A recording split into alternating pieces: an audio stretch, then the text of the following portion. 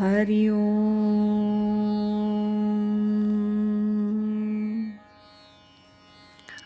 सार्थक वाटे झालिया वेचाचे, जीवनगाथा एका तपस्विनीची या शीर्षकांतर्गत पूजनीय स्वामीभक्त डॉक्टर सुषमाताई वाटवे यांच्या संकलित आत्मवृत्ताचं वाचन आपण ऐकत आहोत. आज ऐकूया यातील प्रकरण 5, सद्गुरू कृपेचा परिसस्पर्श, याचा भाग 39. स्वामीजी म्हणतात, सारखं समोर बसवून मी कुणाकडून साधना करून घेत नाही. सर्व जगाला मी सांगत असतो, त्यापेक्षा वेगळं कुणाला काही सांगतो असं नाही. केंद्रात सर्वजण माझ्यापुढे बसतात, माझं लक्ष सर्वांकडे असतं. प्रथम ध्यान, मग मी बोलतो. असं कोणी नाही की ज्याच्याकडे मी विशेष लक्ष पुरवतो म्हणून त्याची प्रगती होते. कुणाच्याही बाबतीत तसं नाही. समोर बसवून तसा काही विशेष उपयोग होतो असं नाही. तुझ्या इतकं सान्निध्य बाकी कुणाला मिळालं नाही. आनंदाच्या गोष्टी ज्या आहेत त्याकडे दुर्लक्ष करून प्रगती होत नाही. जेवताना मी समोर असतो, ते नुसतं उदरभरणं नाही, ते ब्रह्मकर्म आहे, यज्ञकर्म आहे. आपण त्यापासून बोध काय घ्यावा त्यावर अवलंबून आहे. नुसता वारा जरी तिकडून आला तरी आपण पवित्र झाल्यासारखं वाटावं. तसं होत नाही. याचं कारण अजून इतर गोष्टींकडे लक्ष आहे. नुसत्या सान्निध्यानं काय होतं असं वाटू नये. दररोज अर्धा तास याप्रमाणे किमान 15 वर्ष सान्निध्यात आहे. तुझ्या इतकं सान्निध्य कुणालाही नाही. ज्ञानेश्वर महाराज, नाथ यांनीही सांगितलं की कोणाला न मागता भगवंत देतो, तर कुणाला हंबरडा फोडूनही देत नाही. याला काय करणार? सद्गुरूंचं तसं नसतं की एकाला जास्त द्यावं, एकाला कमी द्यावं. आपण नुसतं सद्गुरूंच्या जवळ बसलो, यात आनंद का नाही? यालाच आत्मदर्शन म्हणतात. आपला बोध बदलणं हेच आत्मदर्शन, दुसरं काही नाही. आकाशातून काही पडत नाही. मी जसा प्रत्येक व्यक्तीशी बोलतो, चालतो, वागतो, त्याप्रमाणे तू वागायला लागलीस की त्यालाच आत्मदर्शन म्हणतात. यापेक्षा वेगळं आत्मदर्शन नाही. याचाच आनंद दुप्पट, तिप्पट, 100पट होत जातो. दिवसेंदिवस नाहीतर आम्ही काय नुसते कपडे धुतो, नुसतं जेवतो असं म्हटलं तर आत्मदर्शन नाही. प्रत्येक गोष्टीतून आनंद प्राप्त व्हायला पाहिजे. ती दृष्टी तुला येईल, आल्याशिवाय राहणार नाही. मी काय म्हणतो ते तुला कळेल. इथं आपण बसलो आहोत, किती आनंदाची गोष्ट आहे. यावेळी व्यग्रता का? कुणाला एवढं सान्निध्य मिळतं? कुणाजवळ इतकं बोलतो? सद्गुरूंचं सान्निध्य ही स्थिती कधी न मिळणारी आहे आणि यातूनच अधिकाधिक बोध होत जाईल. ध्यानात आनंद होणारच. मी हे मिळवणारच असं म्हण. आत्मदर्शन मिळवणार, आनंदरूप होणार, प्रत्येक व्यक्तीशी आनंदरूप राहणार. प्रत्येक पाऊल टाकताना घालिता अभासभा पाय, शिवयात्राची हो तुजाय. जे जे भेटे भूत, ते ते मानिजे भगवंत. सर्व ठिकाणी भगवंत आहे असा बोध धरून राहायचं. झालं काम. त्यानंच आत्मदर्शन होईल.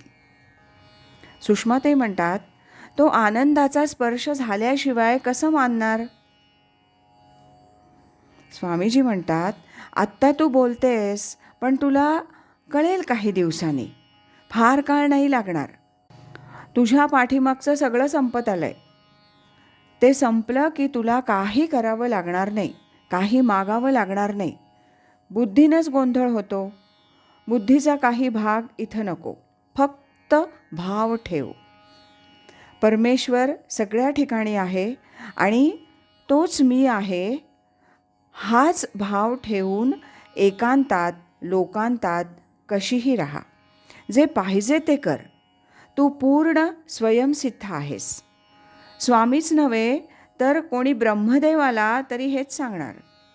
सकाळी केर काढतानाही मंदिर झाडते म्हणावं. प्रत्येक ठिकाणी हाच बोध ठेवायचा. हा बोध असेल तर दुःख, व्यग्रता येणार नाही. प्रत्यक्ष इथं मी बोलतोय तरी आनंद का नाही? ब्रह्मानंदासकट सगळं यात आलं. यापुढे ब्रह्मानंद गौण समजावा. हे तुला जे मिळतंय ते विशेष आहे. ते तुला कधी काळी कळेल. हे जे मिळतंय त्यापुढे ब्रह्मानंद, आत्मदर्शन याची जरुरी नाही. जर संत मिळाले तर मिळता प्रत्ययाचा संत, एकांता परिस एकांत. लोकांना 2 शब्द स्वामींशी बोलायला मिळत नाहीत. तुला एवढं बोलायला मिळतंय, हेच आनंदाचे क्षण आहेत.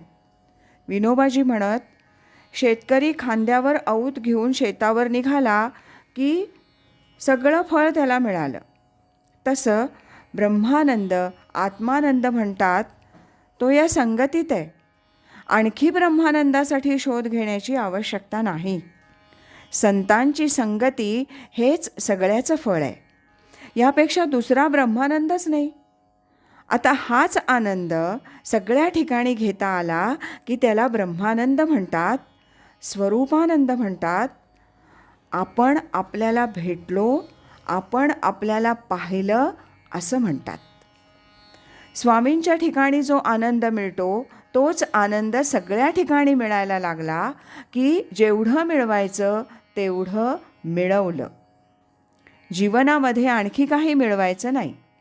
ते मिळवण्यासाठी लोकांत, एकांत काय ते करावं. लोकांतात काय बिनसतं आणि एकांतानं काय होणार? ते दोन्ही मिळून एकच आहे. भगवत दर्शन म्हणजे तरी काय? भगवंत सर्व ठिकाणी आहे याचा प्रत्यय येत नसेल तर तो येईल.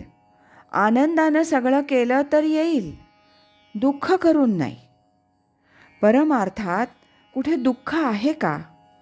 परमार्थात सगळं आनंदानं करायचं. सुखाच्या पाऊटी येई जे जयाची ये भेटी, असं ज्ञानेश्वर महाराज म्हणतात.